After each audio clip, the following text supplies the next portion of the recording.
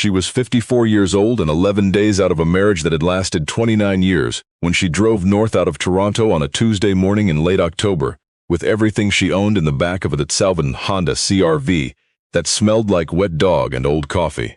No dog, just the smell of one. The dog had been Gerald's idea, and Gerald had kept the dog, along with the house in Oakville, the savings account she had helped build one careful dollar at a time, and the retirement plan that had her name on it, but had always been managed by Gerald's financial advisor, a man named Doug, who wore boat shoes indoors and had never once looked her in the eye. What Dorothy Elaine Marsh walked away with after 29 years of marriage was $6,100.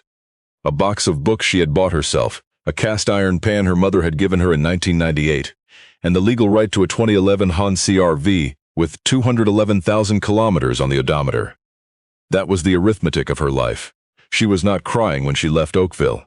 She had cried enough in the 4 months between the day Gerald told her about Claire, a word that had entered her vocabulary in September, the way a stone enters still water, dropping straight through, leaving rings she could not stop watching.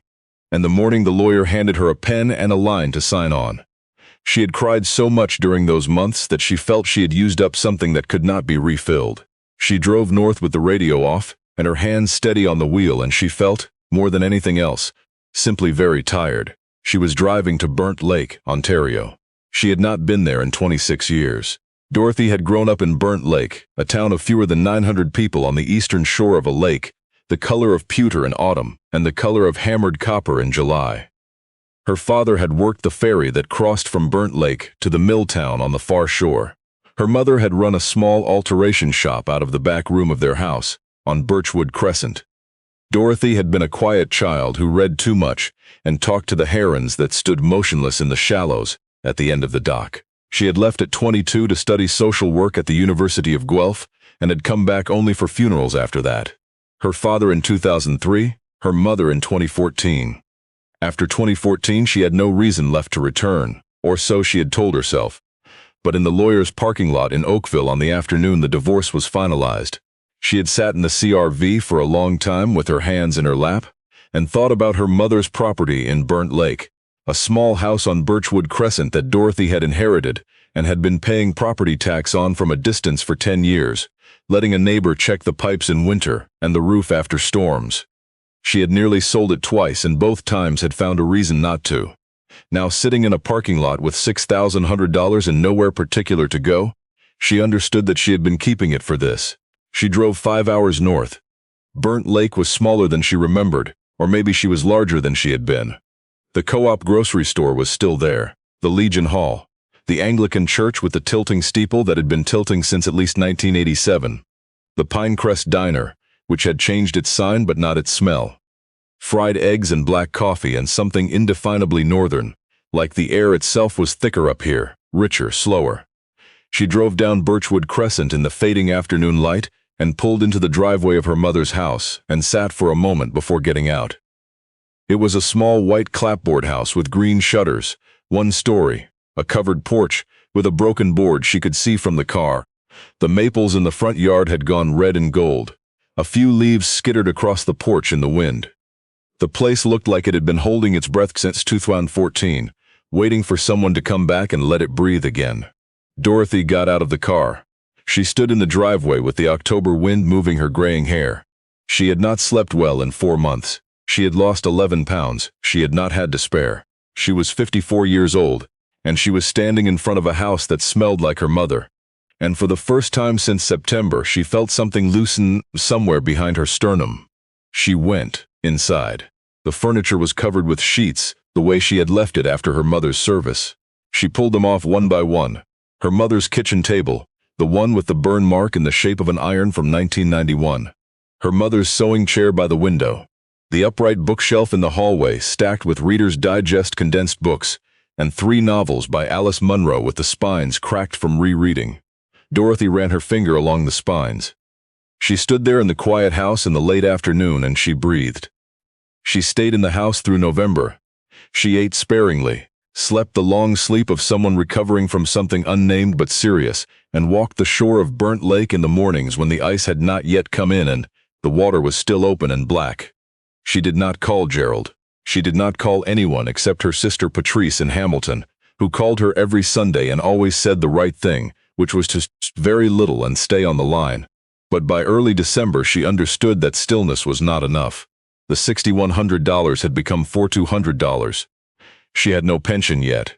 She had left her social work position at a Mississauga Family Services Agency in September, when she could no longer keep herself together in a room with other people's grief, which said everything about how far down she had gone. The nearest social services employer was 80 kilometers south, not hiring until spring. The diner was not hiring. The co-op had a part-time cashier position she was overqualified for in a way that depressed her to contemplate. She felt herself beginning to sink, and then she found the chapel. She had walked farther than usual on a cold morning in early December, following a trail she half remembered from childhood that ran along the lakeshore north of town, and then curved up through a stand of birch onto a low limestone ridge. She had not been on that trail since she was 17. At the top of the ridge, in a clearing where the birches thinned and you could see across the frozen surface of the lake to the far shore, there was a small stone building she had completely forgotten about. It was a chapel, not a church, too small. The walls were rough-cut limestone with iron-gray mortar. The roof was corrugated metal, rusted through in 2 places so that the December sky showed through. The wooden door had swollen in its frame and would not open fully, but it opened enough.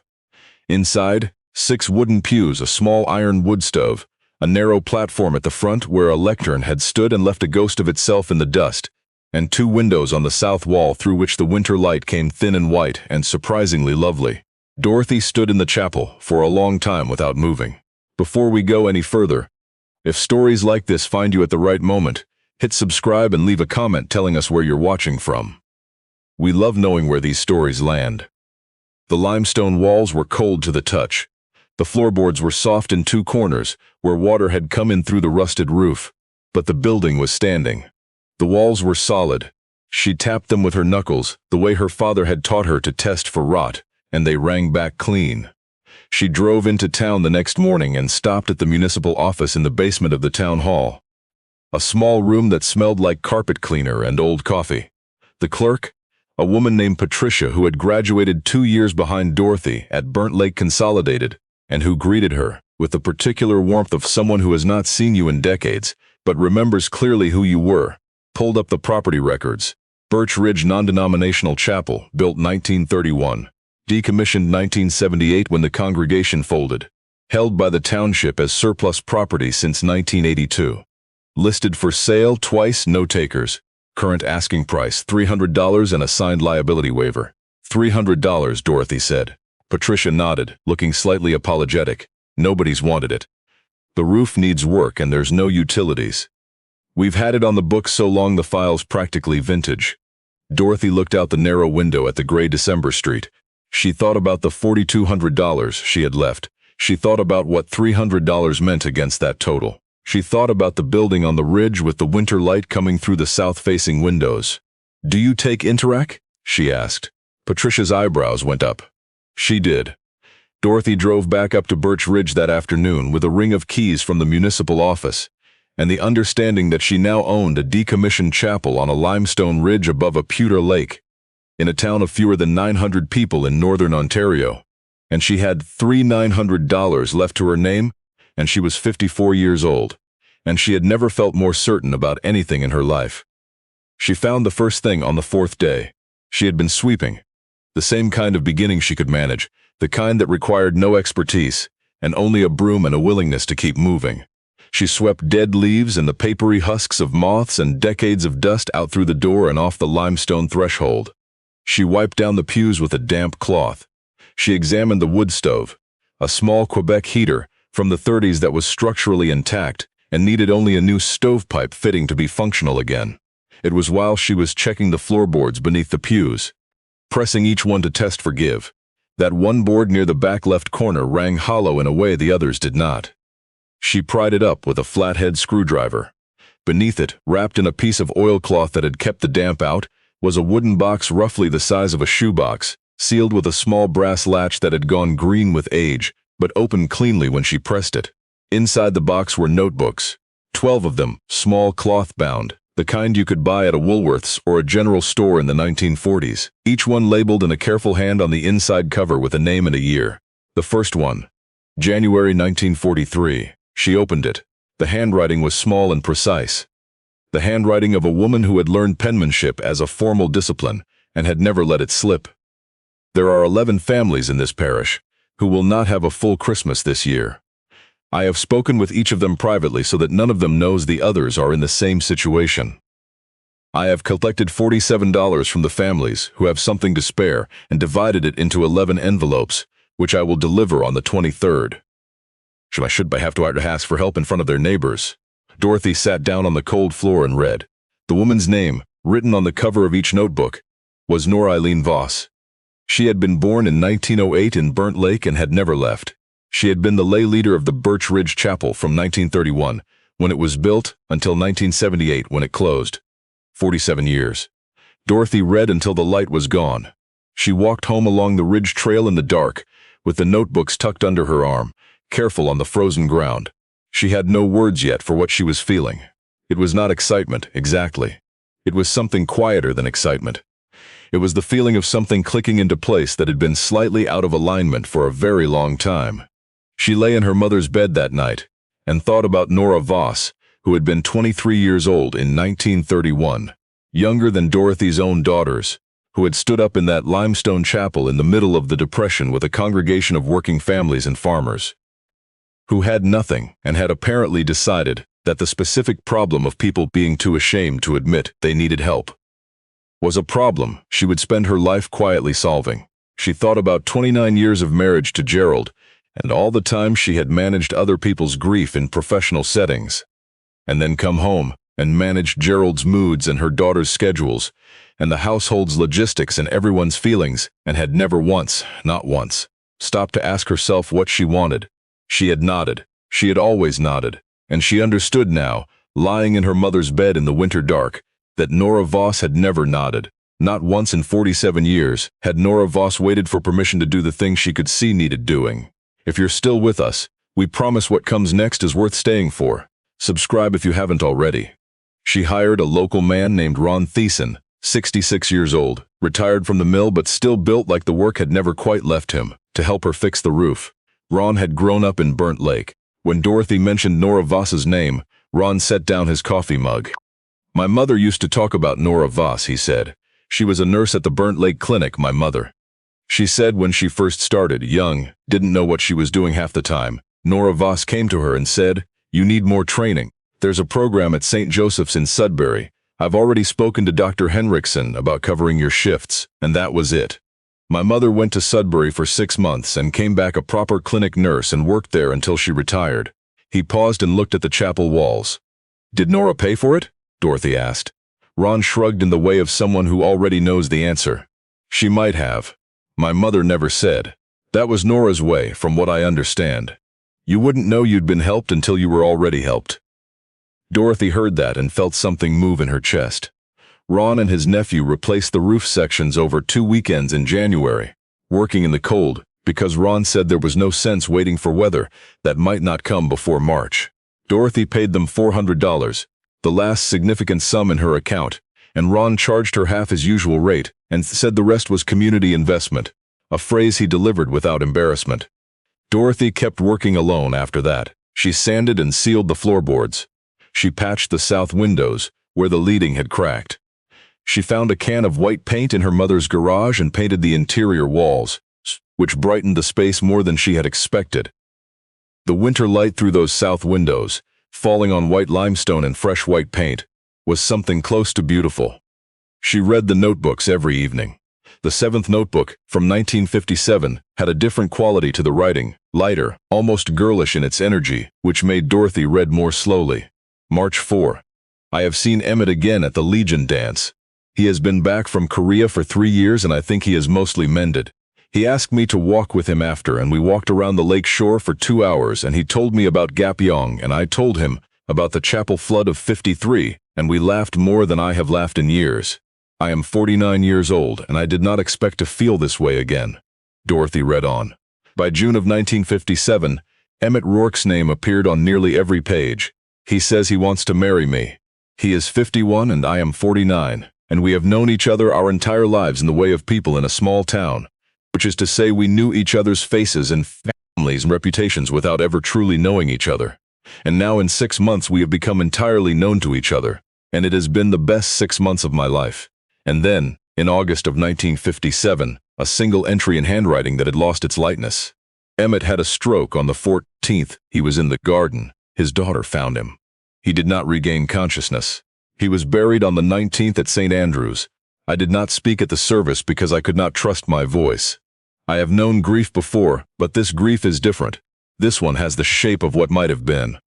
Dorothy set the notebook down. She sat on the freshly sealed floor of the chapel on Birch Ridge and cried for a woman she had never met. A woman who had been dead for decades. A woman who had been 49 years old and had fallen in love for what may have been the first time, and had lost him in 6 weeks, and had apparently gotten up the following Monday and gone back to work. She thought about Gerald, about 29 years, about all the versions of herself she had set aside to keep the household running, and she thought about Nora Voss, who had had 6 months with Emmett Rourke, only 6 months, and who had not wasted a single morning of them. And Dorothy thought, how many mornings had she wasted? How many had she spent managing things that did not need her specifically, that only needed someone, and she had happened to be the one standing closest? She did not cry for long. She was getting better at this. The second layer she found in February. She had been meaning since January to get into the locked vestry, a small room behind the former lectern, barely large enough to stand in, sealed with a padlock that none of the keys from the municipal office fit. She finally drove to the co-op and bought a bolt cutter for $22 and cut the lock off on a Tuesday afternoon. Inside the vestry, a metal filing cabinet, 2 stacked cardboard boxes sealed with tape that had dried and let go, so that the boxes opened as soon as she lifted the flaps, and a handmade quilt folded on a shelf with a note pinned to it in Nora's handwriting. For whoever finds this, it keeps the cold out. Dorothy unfolded the quilt and wrapped it around her shoulders. In the filing cabinet were letters, hundreds of them, alphabetized, paper clipped into bundles by decade. Dorothy lifted out the first bundle and counted. 340 letters total, every one of them addressed to Miss Nora Voss, Birch Ridge Chapel, Burnt Lake, Ontario. She opened the first one. Dear Miss Voss, this is Shirley Arsenault, née Gauthier. I am writing from Thunder Bay. I don't know if you remember me. I was the Gauthier girl whose father died in the mill accident in the winter of 1948. I was 11.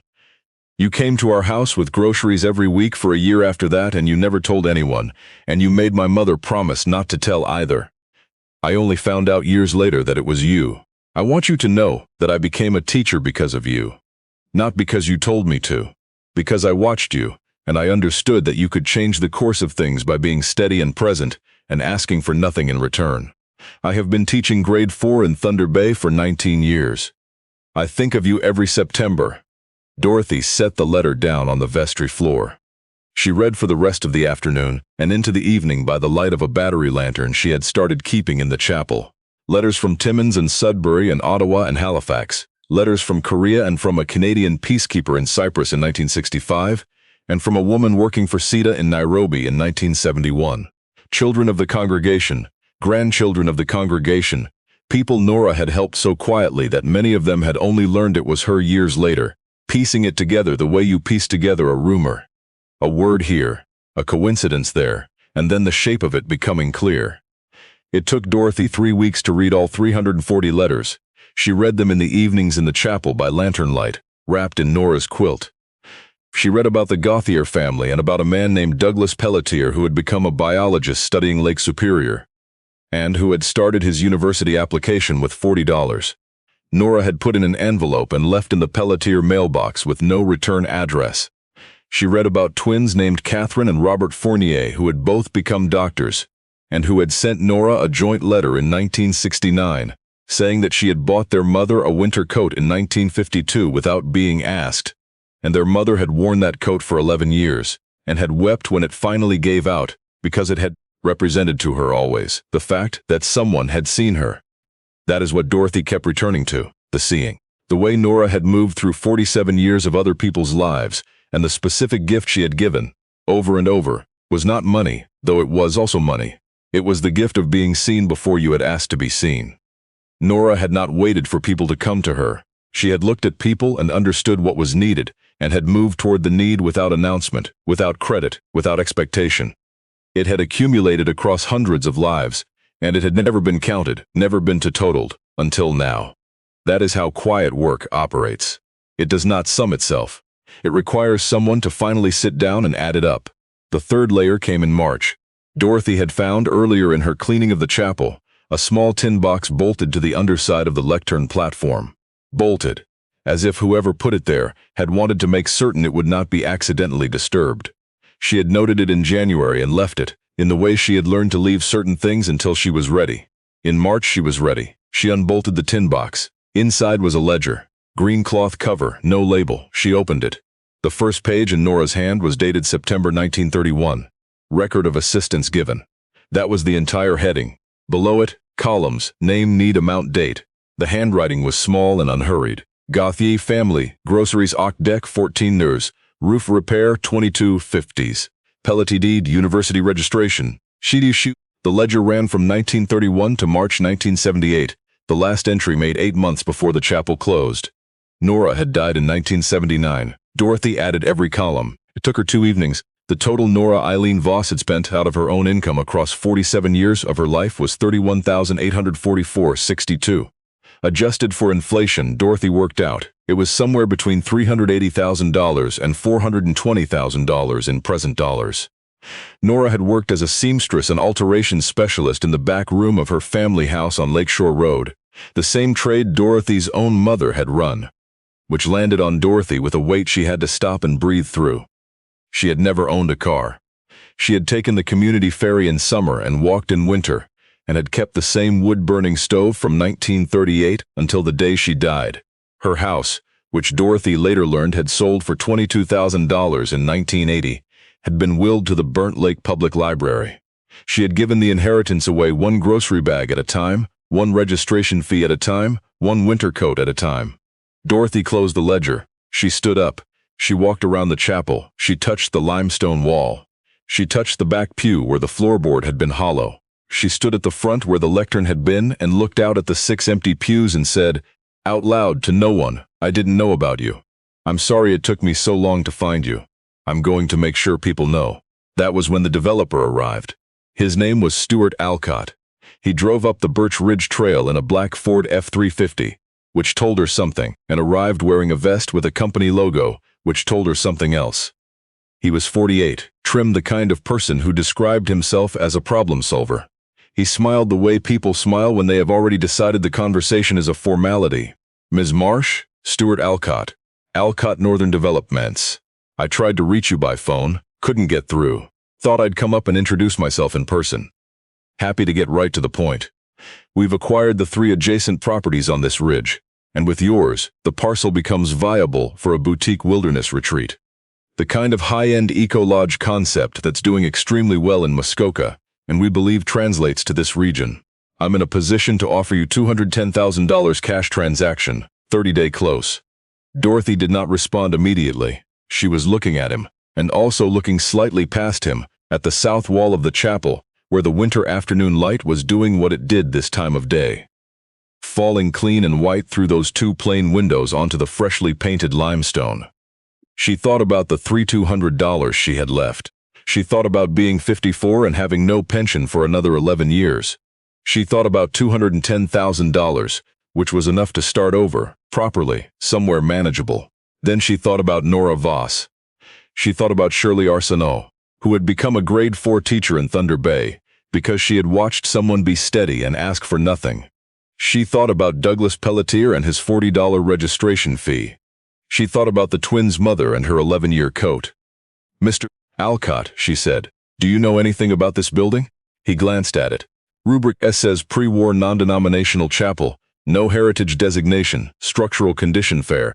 You paid $300 for it, and I'm offering you 700 times that. I think you'll agree that's a strong return. A woman named Nora Voss ran this chapel for 47 years, Dorothy said. She spent the equivalent of $400,000 of her own money, helping the families in this community without ever telling them it was her.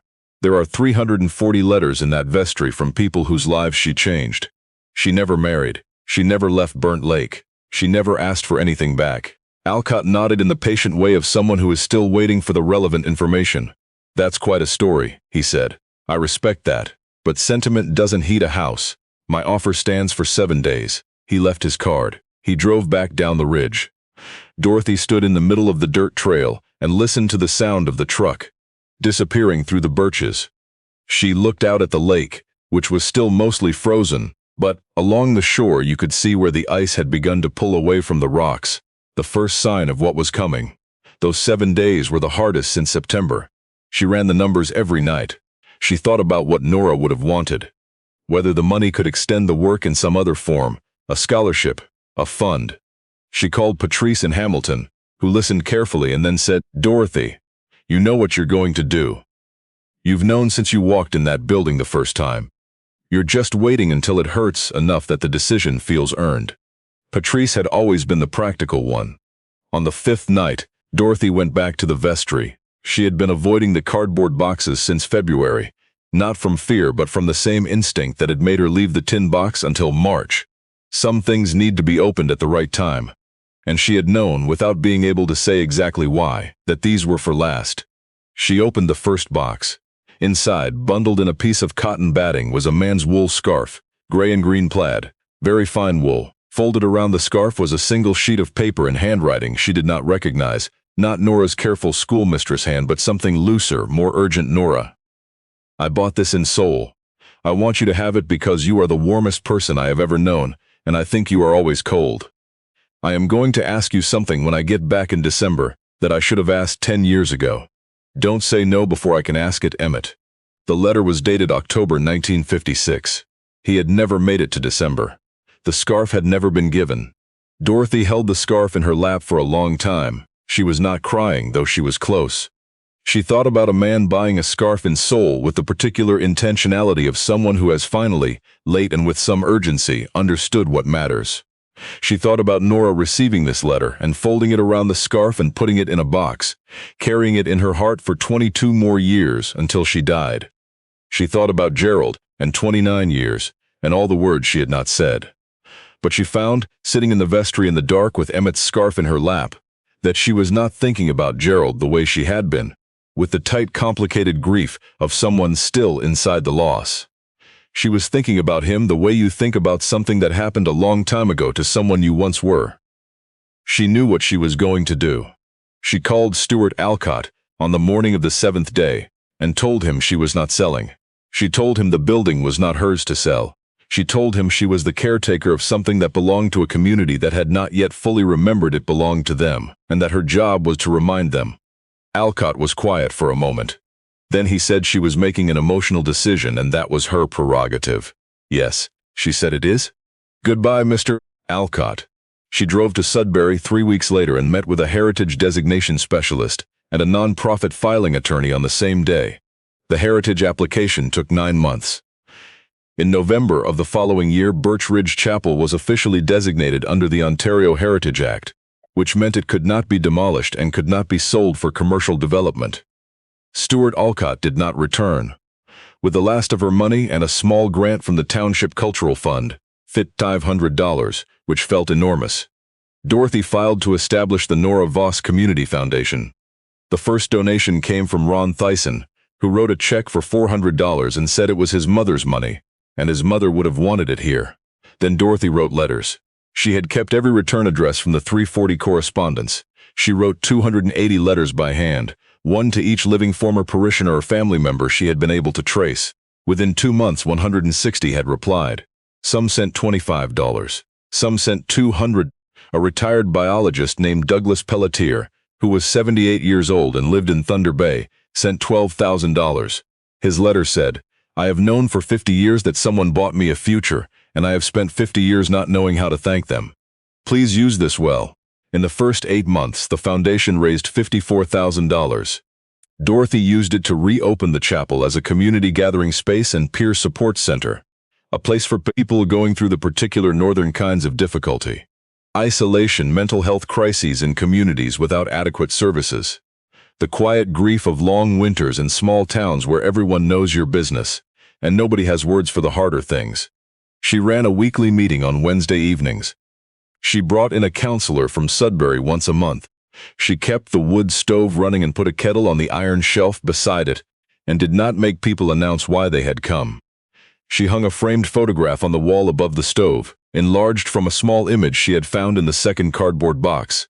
A photograph of a woman in her 40s, standing outside the chapel on a summer day, one hand shading her eyes against the sun, looking at something off-camera with an expression of the particular concentration of someone who has just identified what needs to be done next. Nora Voss.